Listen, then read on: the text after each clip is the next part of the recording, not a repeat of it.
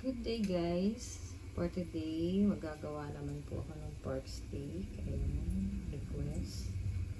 So, simple lang po. Lalagyan lang po natin ng rosemary, paprika, salt. Start na tayo. Ayan, nalinis na po natin itong steak. Sanggalin na po natin siya ng salt. Ayan, huwag masyadong madami. Kabila.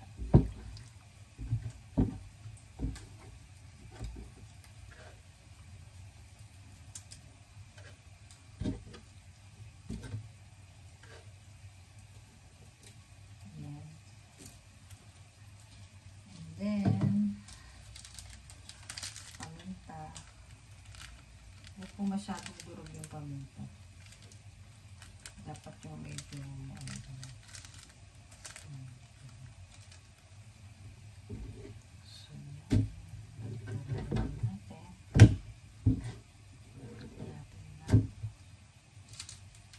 ganito lang po yung paminta niya, yung hindi masyado siyang durog.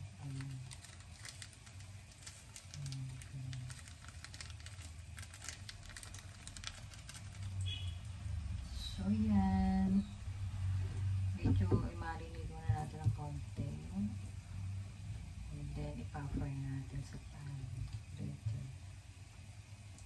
So ganyan po yung kalalabasan. Okay, ready na natin siyang i-fry sa pan. Medium heat. Pag mainit na po kawali, lagyan po natin ng oil. Kung may olive oil po kayo, mas maganda. Ayan.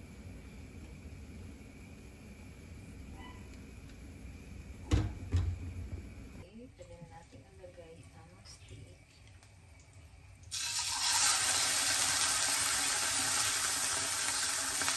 Two minutes lang po.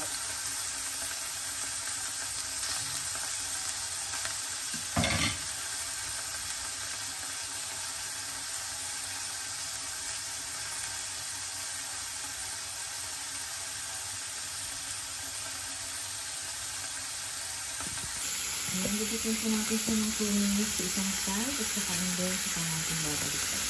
Ang side 2 minutes. Ayan, kabilang side naman.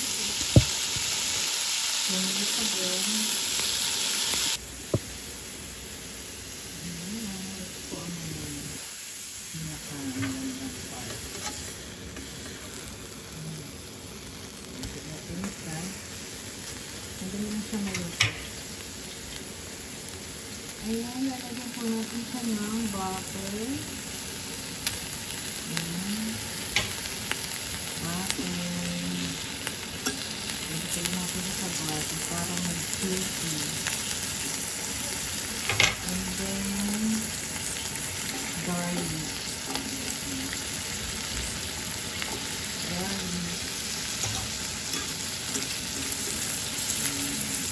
Para magdagdagan ng kanyang flavor.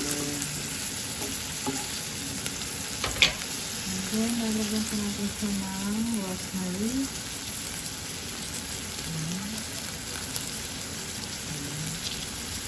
Para bumango.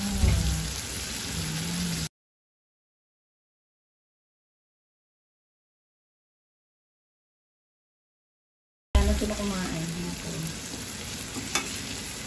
So, yan. Oh, diba? Super bango po ng